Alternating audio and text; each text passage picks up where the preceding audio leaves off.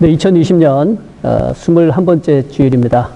우리 다 같이 묵다심으로 2020년 5월 24일 주일 예배 하나님 앞에 올리겠습니다.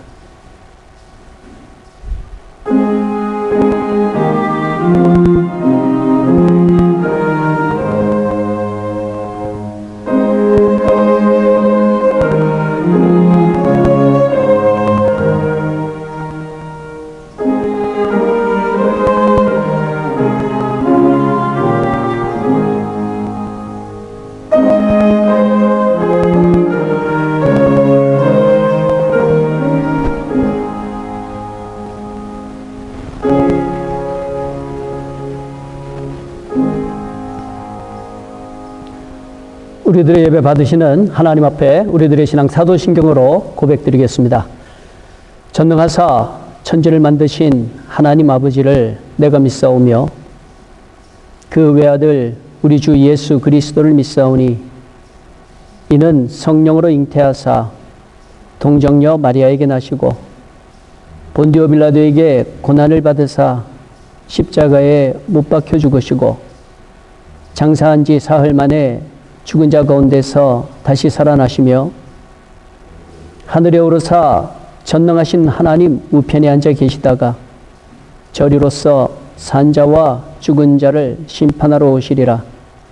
성령을 믿사오며 거룩한 공회와 성도가 서로 교통하는 것과 죄를 사하여 주시는 것과 몸이 다시 사는 것과 영원히 사는 것을 믿사옵나이다. 아멘. 우리 다 같이 찬송가 75장 함께 찬송드리겠습니다.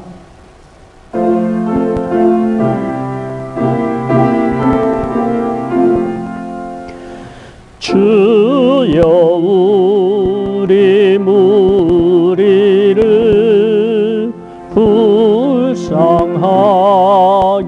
여기사 크신 복을 주시고 주의 얼굴 뵈소서.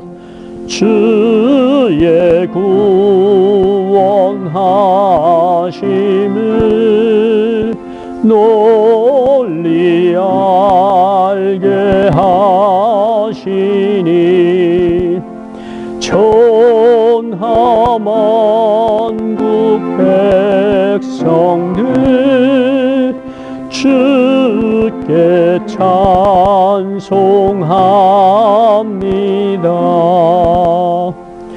주가 다스리시고 바른 심판하시니 나라들이 즐기며 기쁜 노래합니다.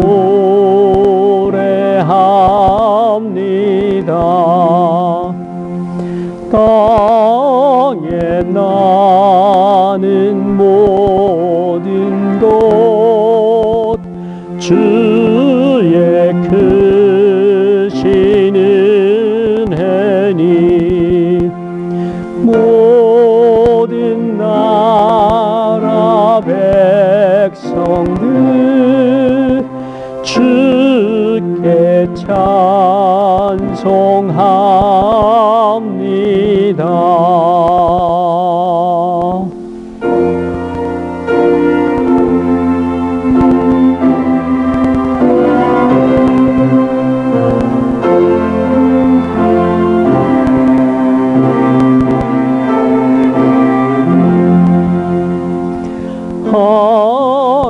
하나님 우리에게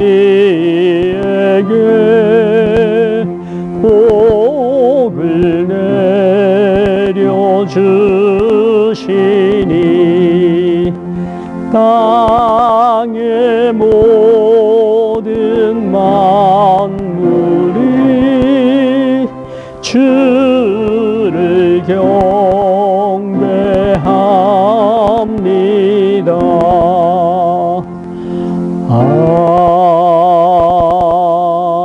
아멘.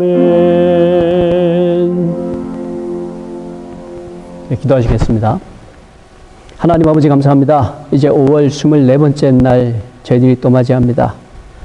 참 2020년 들어서 벌써 21번째 주일 저희들이 보내고 있는데 하나님 오늘도 저희들 처한 환경과 또 형편 속에서 우리 하나님 아버지 앞에 예배 드리기를 원합니다.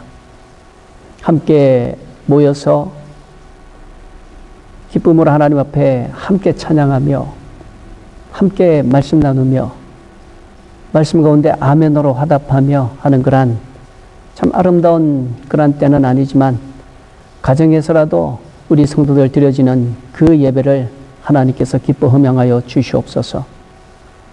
두세 사람 모인 곳에도 함께 하겠다 하신 주님, 꼭 그 약속대로 우리 성도들 몸과 마음과 뜻과 정성 다하여 하나님 앞에 예배 드릴 때 그 가정에 함께 하시고 그 가정에 하나님 아버지께서 크신 은총으로 돌보시고 하나님께서 평강을 더하여 주시옵소서.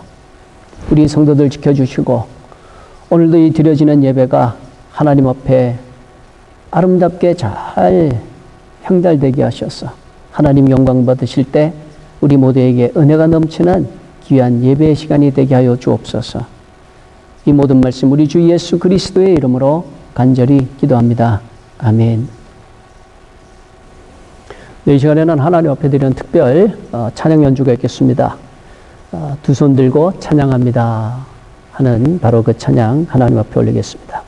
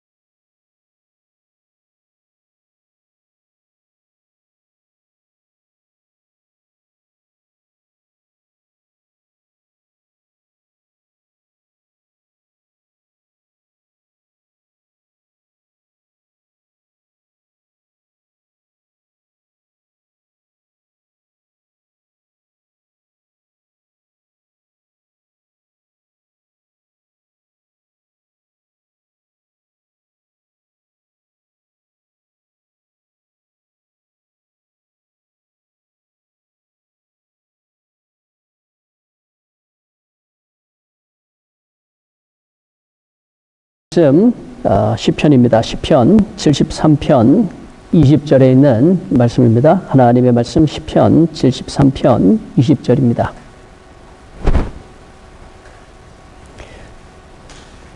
제가 봉독합니다. 주여, 사람이 깬 후에는 꿈을 무시함같이 주께서 깨신 후에는 그들의 형상을 멸시하시리이다. 아멘. 네, 오늘 말씀의 제목이 꽃들에게 희망을이라고 하는 그런 제목입니다. 네, 이 제목은 성경에서 제목이 아니고 오래전에 출간되었던 한 책 제목입니다. 1972년도에 발간된 그러한 어른용 동화이죠. 어른용 동화인데 그 제목입니다.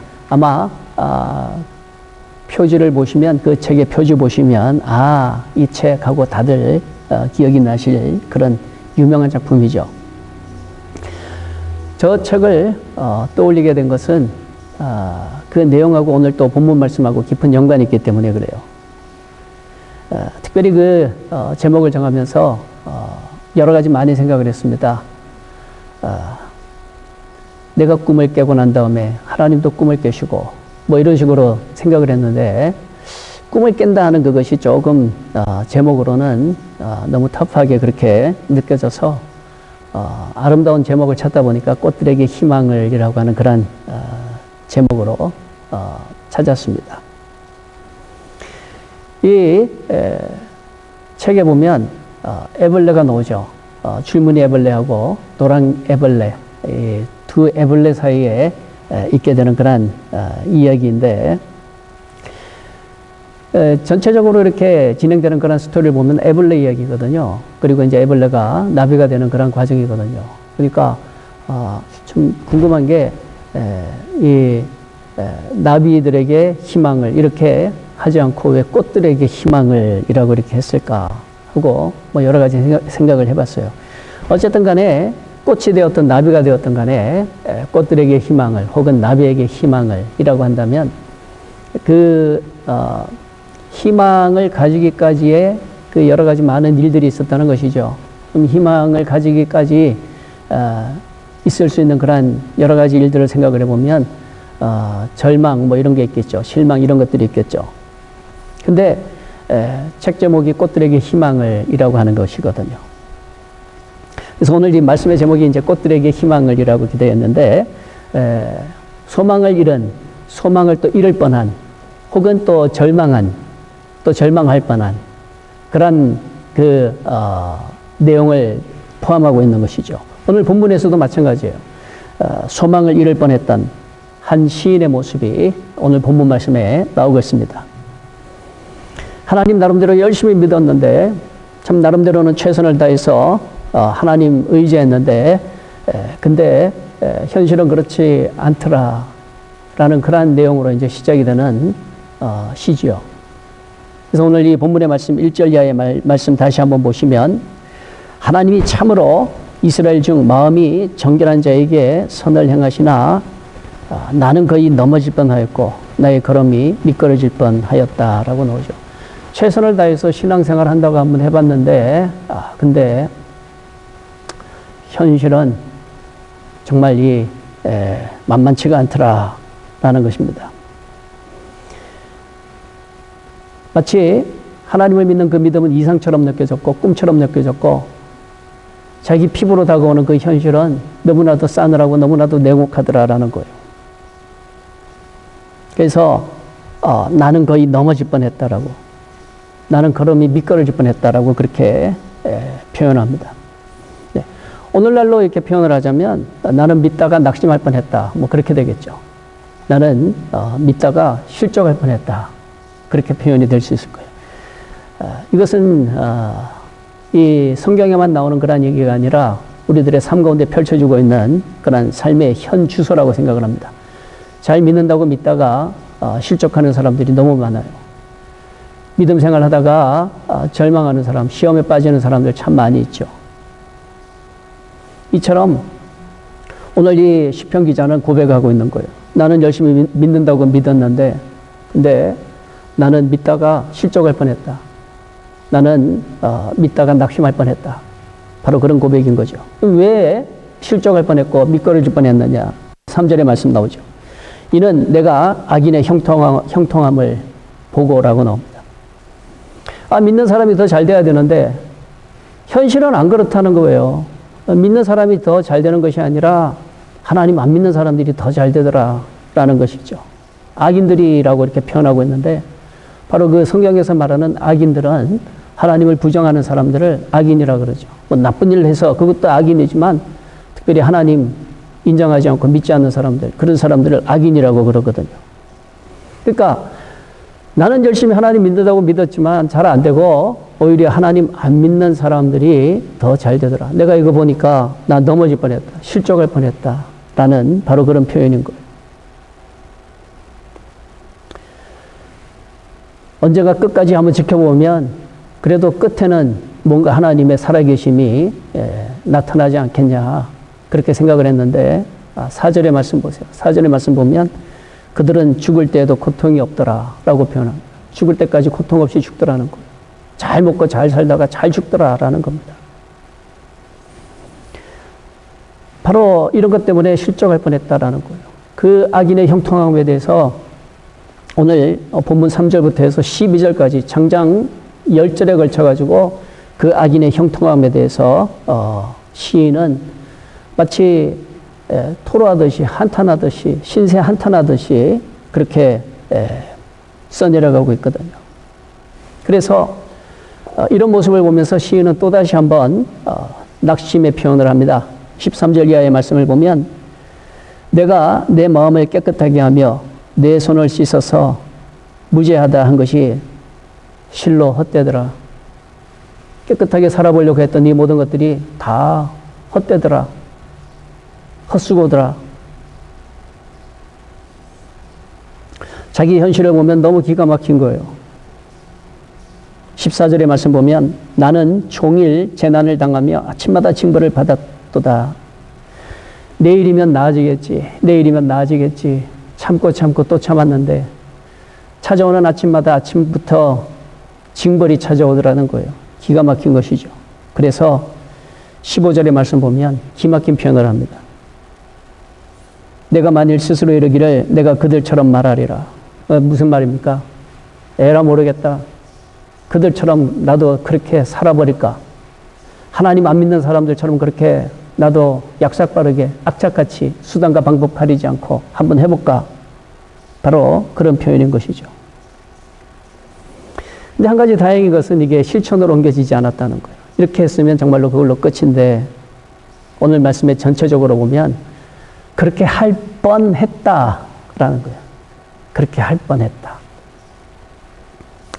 실천적으로는 옮기지 않았다는 것이죠. 낙심할 뻔했고 실족할 뻔했고 세상 사람들이 가지고 사는 그런 막대 먹은 그런 인생관처럼 그런 이것저것 도덕도 없고 윤리도 없고 하나님도 없는 바로 그런 목적을 위해서라면 수단과 방법을 가리지 않는 바로 그런 인생관 가지고 막 살 뻔했다라는 것이죠. 그렇게 살았다는 게 아니에요. 그렇게 살 뻔했다라는 거거든요. 그러다가 이제 시인은 고백을 하는 겁니다. 하나님의 은혜로 이제 실체를 보게 되었다라고 그렇게 고백을 하는 거예요. 16절 이하의 말씀을 보면 내가 어쩌면 이를 알까 하여 생각한즉 그것이 내게 심한 고통이 되었더니 17절에 있는 말씀을 보면 이런 고백이 나오죠. 하나님의 성소에 들어갈 때야 그들의 종말을 내가 깨달았나이다 라고 고백을 합니다. 이제 하나님 은혜로 정말 눈이 번쩍 떠져서 보니까 이제 내가 생각했던 내가 잘못 착각했었던 그런 모든 착각에서 벗어나서 이제 실체를 보게 되었다라는 거예요. 그러면 착각은 무엇이었고 실체는 무엇이었느냐. 근데 처음에는 하나님도 안 믿고 막 사는 그것이 실체인 줄 알았어요. 그렇게 살면서 잘 되는 그 사람들을 보면서 그 마음속에 시기가 나오고 질투가 나오고 또 하나님을 향해서 여러 가지 많은 원망스러움도 나오고 그랬었다는 거예요. 근데 알고 보니까 그게 착각이었더라는 것이죠. 그럼 실체는 도대체 뭐냐? 진짜 실체는 18절 이하에 나오죠. 진짜 실체는 뭔가 하면 그들이 그렇게 형통한 게 아니었더라라는 거예요. 이 시편 기자는 그들처럼만 된다면 하고 그들을 부러워했는데 그게 그들 부러워할 만한 그러한 일들이 아니더라는 것입니다. 실체를 보니까 그들의 그 형통함은 형통이 아니더라는 거예요. 18절을 보세요. 주께서 참으로 그들을 미끄러운 곳에 두시며 파멸에 던지셨나이다. 이게 어떻게 행복입니까? 불행이죠. 행복한 줄 알았는데 알고 보니까 정말로 불행한 길을 걸어가는 사람들이더라 하는 그 눈이 번쩍 떠졌다는 거예요. 잘 되는 것처럼 보였는데 그게 잘 되는 게 절대로 아니더라는 것입니다. 그게 함정이더라라는 것입니다. 그게 하나님의 저주였다라는 것입니다. 복인 줄 알았는데 복이 아니더라는 거예요. 실체를 한번 볼까요? 실체를 보면 19절의 말씀을 보세요. 그들이 어찌하여 그리 갑자기 황폐되었는가 놀랄 정도로 그들은 전멸하였나이다. 야, 성공한 줄 알았는데 실체를 보니까 성공이 아니라 전멸. 이게 완전 끝장이더라 라는 것이죠. 그걸 보면서 그냥 이 시편 기자는 감탄을 하는 거예요. 놀란 거죠. 입이 쩍 벌어진 겁니다. 세상에 저런 수가 하고 깜짝 놀랐다는 거예요. 그리고 나서 이제 오늘 본문 말씀으로 넘어가는 겁니다. 20절로 넘어가는 거예요. 주여, 사람이 깬 후에는 꿈을 무시함 같이 주께서 깨신 후에는 그들의 형상을 멸시하시리이다. 네. 참 우리가 가슴속에 꼭 새겨야 되는 아주 중요한 그런 보배 중에 보배와 같은 그런 귀한 말씀이에요. 주여, 사람이 깬 후에는 꿈을 무시하는 것 같이 주님이 깨시면, 주님이 일어나시면, 주님이 꿈에서 깨어나시면 그들의 형상을 멸시하시리이다. 네, 여기에는 두 가지의 꿈이 나오죠. 하나는 인생의 꿈, 또 다른 하나는 하나님의 꿈입니다. 인생의 잠, 그리고 하나님의 잠, 이렇게 구분이 되는 거예요. 사람들의 꿈, 하나님의 꿈, 그렇게 일단 표현을 한다면 사람의 꿈은 뭡니까? 사람의 꿈은 오늘 시편 기자가 본 바로 그가 생각했던 현실이라고 하는 그곳에 일어났던 그러한 일들인 것이죠. 그게 다 알고 보니까 꿈이더라라는 거예요. 뭡니까? 나는 믿음대로 살려고 했는데 보니까 안 믿는 사람들이 더 잘 되더라. 그게 실체인 줄 알았다는 거예요. 그게 현실인 줄 알았다는 거예요.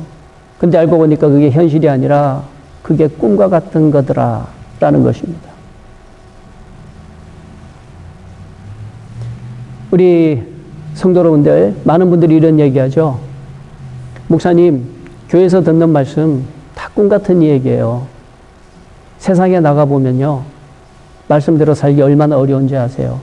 현실은 그렇지가 않아요. 그렇게들 이야기하시죠. 네, 성경 말씀은 반대로 얘기합니다.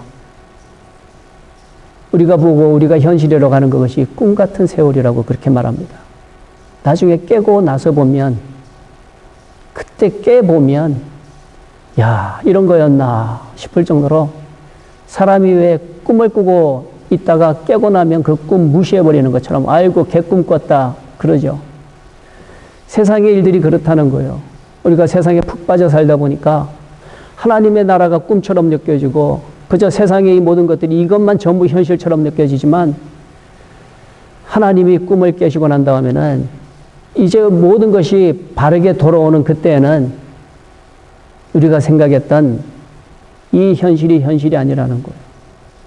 그렇게 열심히 모으려고 모았던 그 많은 돈들, 그 많은 재산들, 그 많은 명성들, 그 많은 것들 나중에 하나님께서 흔들어서 깨고 나면 야, 내가 이거 모으려고 이렇게 열심히 살았던가 싶을 정도로 전부가 다 꿈과 같은 그런 일이 될 거라는 것이죠.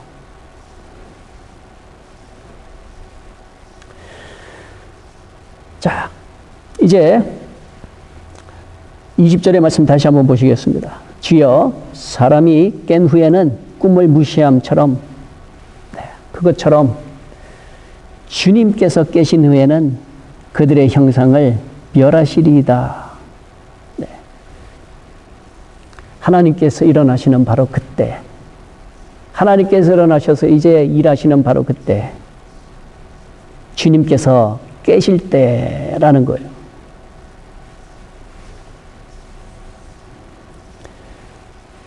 시편 기자는 지금까지 절망하고 실망하고 낙담하고 했지만 그 모든 것들이 다 한때 꾸었던 꿈과 같은 것이고 진짜 보니까 안 그렇더라 라는 것이죠.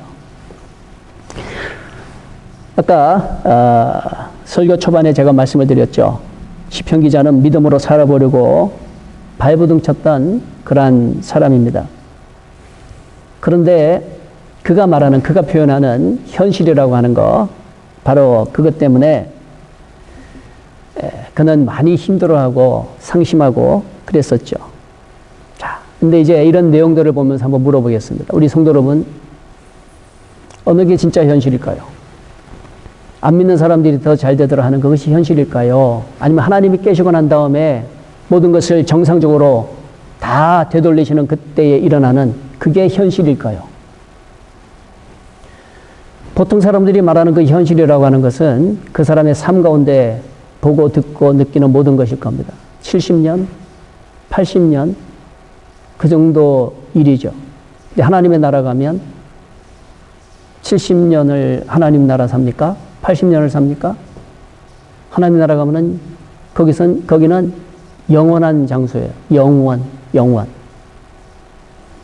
그 영혼의 세계 속에서 70년, 80년의 그 시간이라고 하는 것은 정말 꿈과 같은 거라는 것이죠. 정말로 꿈 같은 세월이라는 것이죠.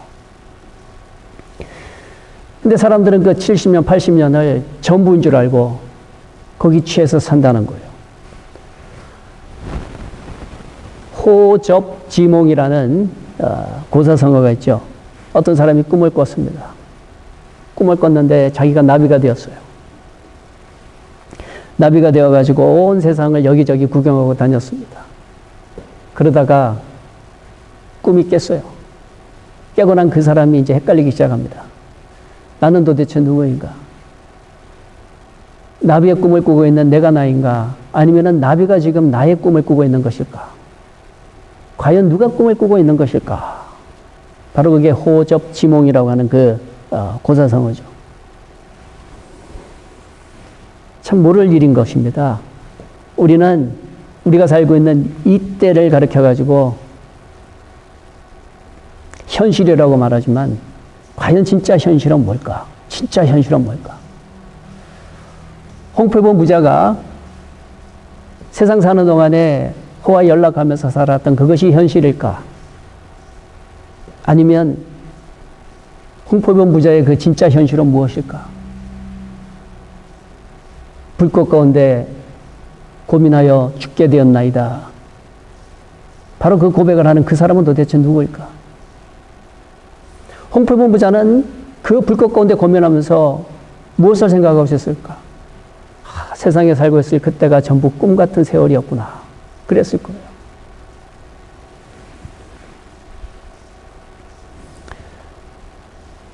오늘 시편 기자는 이제 하나님의 은혜 가운데 모든 것을 다 바라보고 난 다음에 이제 고백을 합니다. 21절 이하의 말씀을 보면 내 마음이 산란하여서 내 양심이 찔렸나이다.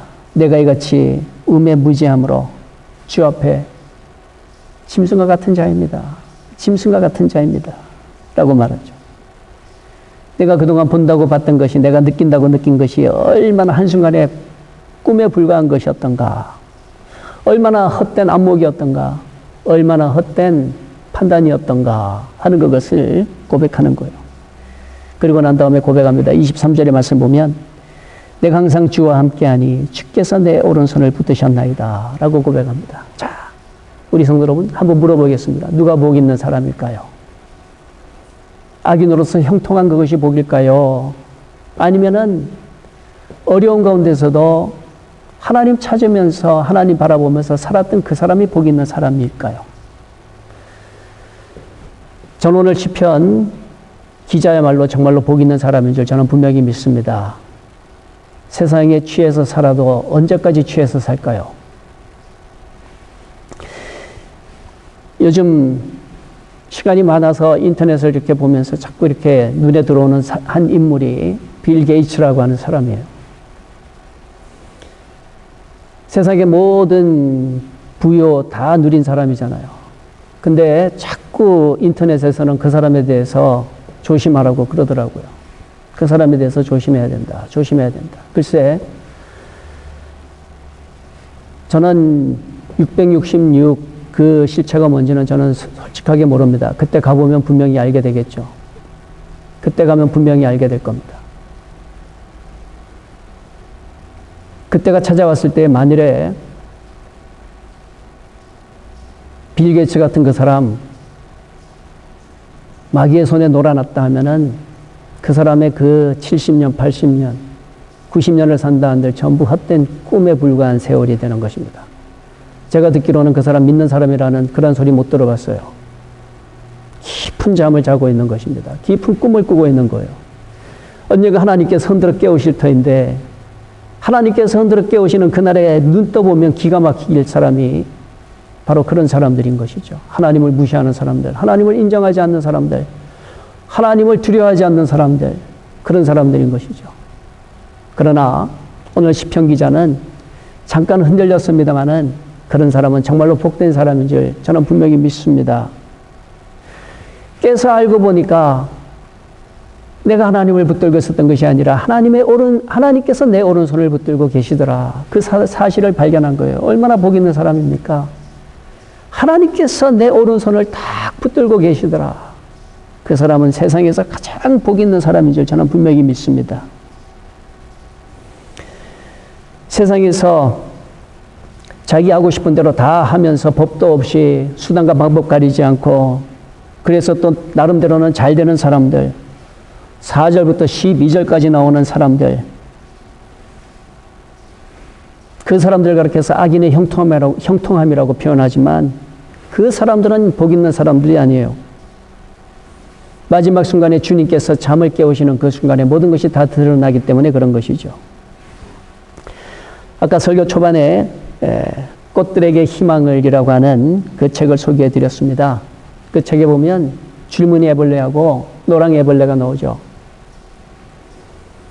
한때는 줄무늬 애벌레하고 노랑 애벌레가 사랑에 빠져서 사이좋게 정답게 그렇게 지냈습니다마는 모든 애벌레들이 하늘에 닿으려고 그렇게 몸부림치면서 서로 밟고 밟히면서 기둥을 쌓아가지고 하늘 꼭대기에 올라가 보겠다고 하는 그 기둥들을 보면서 줄무늬 애벌레가 유혹을 받게 되죠. 나도 저 꼭대기 한번 올라가 봤으면 하는 그런 유혹을 받게 되죠.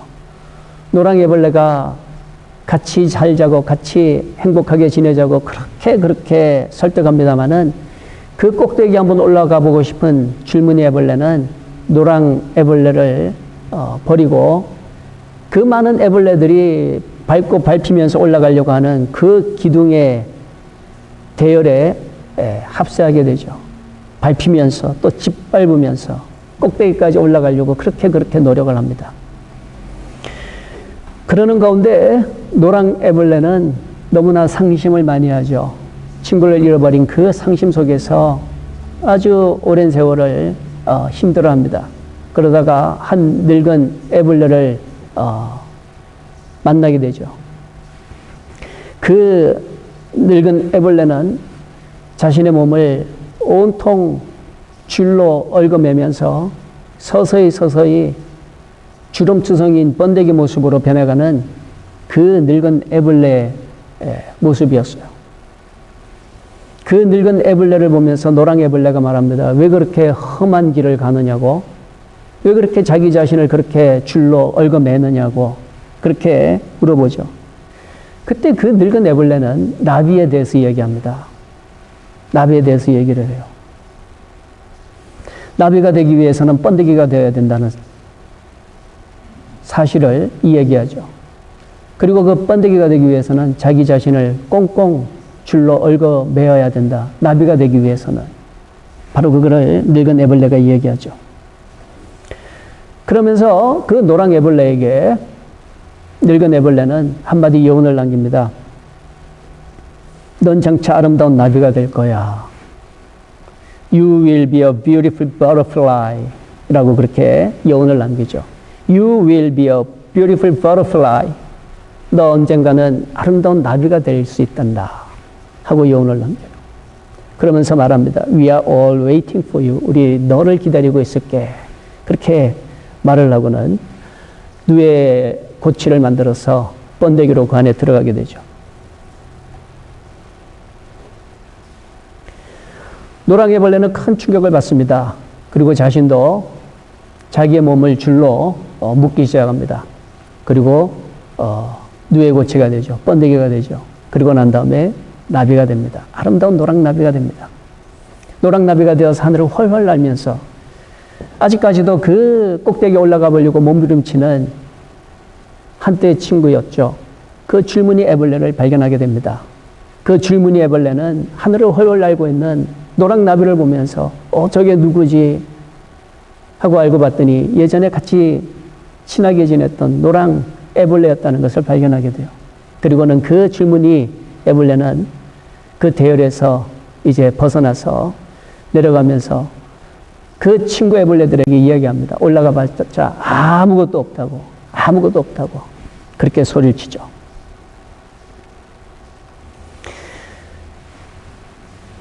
참 이런 책을 보면서 오늘 본문 말씀하고 이렇게 연관을 많이 지어봤어요. 야, 내가 생각하는 현실이라는 것은 진짜 현실인가 꿈인가? 진짜 현실은 무엇일까? 시편 기자는 그거를 본 거예요.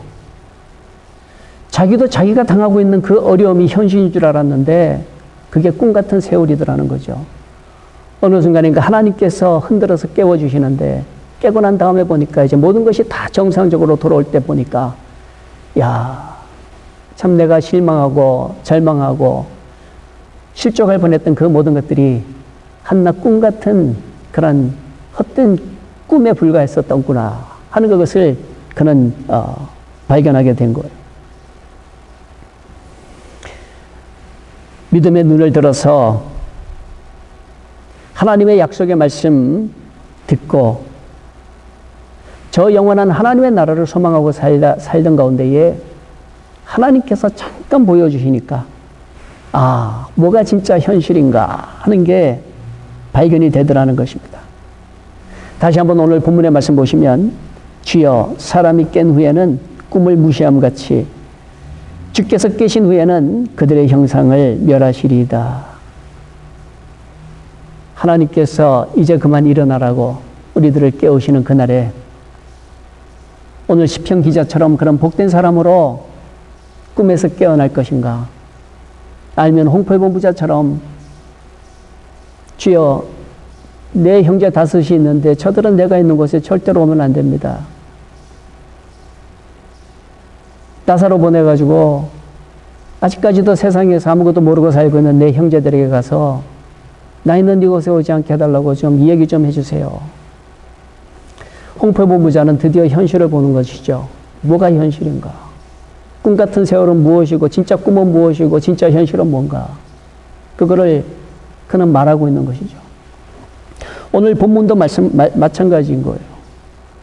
마지막으로 28절에 있는 말씀 보시면 하나님께 가까이 함이 내게 복이라 내가 주 여호와를 나의 피난처로 삼아 주의 모든 행적을 전파하리이다. 하나님을 가까이 함이 내게 복이더라. 그렇지 않습니까? 이게 복인 줄 믿으시기 바랍니다. 이게 복인 줄 믿으시기 바랍니다. 저도 마음으로는 한참 청춘인 것 같은데 벌써 50 중반을 향해서 이렇게 어느 순간인가 내가 와 있더라고요. 참 정말 꿈 같은 세월이었다. 언젠가 하나님께서 나를 깨우시는 그날이 찾아오겠죠. 성진아 이제 일어나라. 깰 때가 됐다라고 하나님께서 저를 흔들어 깨우시겠죠. 그 흔들어 깨우실 때에 나를 깨우시는 그분이 나의 아버지로 아버지께서 나를 깨우시는구나 하는 그 사람은 정말로 복된 사람인 것이죠. 나는 그런 꿈을 꿔요. 그게 현실인 줄 믿습니다. 내가 자다가 눈 뜨는 그날에는 정말로 좋은 아버지께서 나를 깨우시는 그 깨우심에 기쁨으로 일어나게 되는 것을 저는 분명히 믿어요. 그리고 그게 복인 줄 믿습니다. 우리 성도 여러분들, 세상에 잠시 꿈을 꾸고 있는지 몰라요, 우리는. 지금도 이런 이상한 때를 지나가고 있잖아요. 이런 모든 것들이 하나의 꿈인지 모르죠. 언젠간 반드시 하나님께서 우리를 깨우시는 그날이 오겠죠. 누구야, 이제 일어나야지, 밥 먹어야지 하고 아버지께서 깨우시는 그날이 오겠죠. 일어나는 그날에 그 하나님이 나를 심판하신 무서운 심판의 하나님이 아니라 다정한 나의 아버지로, 우리들의 아버지로, 하나님의 자녀로 영원토록 하나님 나라에서 함께 할 수 있는 귀한 은혜를 간절히 축원을 드립니다. 우리 성도 여러분, 담대하시고 힘내시고 세상에서 만나는 여러 가지 많은 일들 가운데 목사님, 현실은 그렇지 않아요. 그런 얘기하지 마세요. 뭐가 현실인지 몰라서 그러는 거예요. 진짜 현실은 하나님 앞에 서게 되는 그날에 펼쳐지게 되는 그것이 현실인 것을 꼭 기억하시기 바랍니다.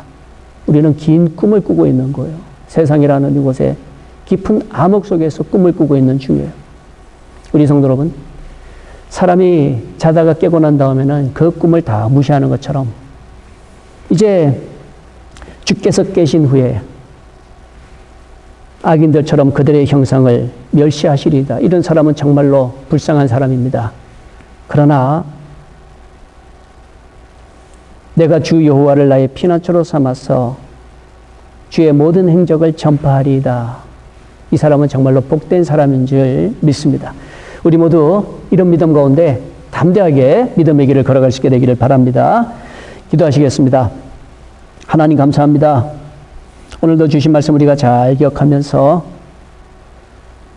참 꽃들에게 희망을 이라고 하는 그런 제목으로 전했는데 참 우리 성도 한 명 한 명에게 희망을 전해주고 소망을 심어준 그런 귀한 생명의 말씀이기를 원합니다.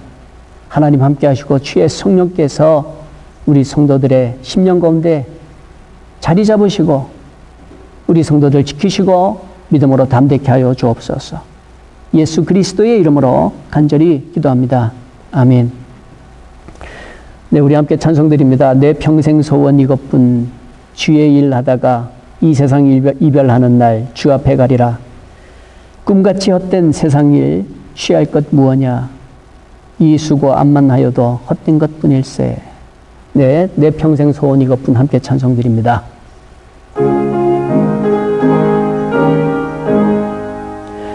내 평생 소원 이것뿐 주의 일 하다가 이 세상 이별하는 날 주 앞에 가리라.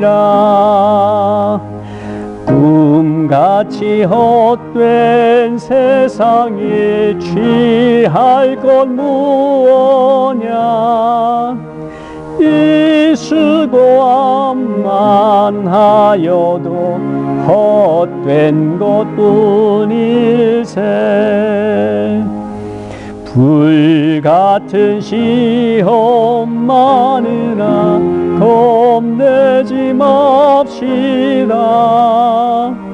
구주의 권능 크시니 이기고 남겠네.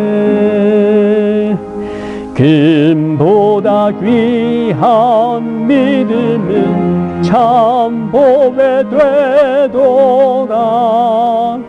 이 진리 믿는 사람들 다 복을 받겠네.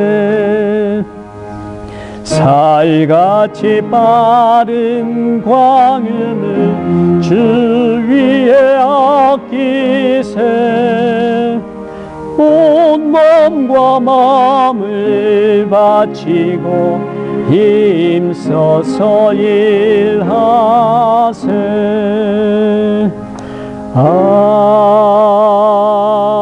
아멘. 네, 우리 성도 여러분, 속히 다시 만날 그날을 위해서 항상 기도하고 있습니다. 건강하시고 꼭 믿음 안에서 잘 견뎌내시기 바랍니다. 그리고 우리 성도 여러분들 그 과테말라 형제 자매들을 위해서 귀한 예물 보내셨는데 거기에 대한 감사의 내용이 왔습니다. 잠시 과테말라에서 온 감사 편지 잠시 함께 시청하시도록 하겠습니다.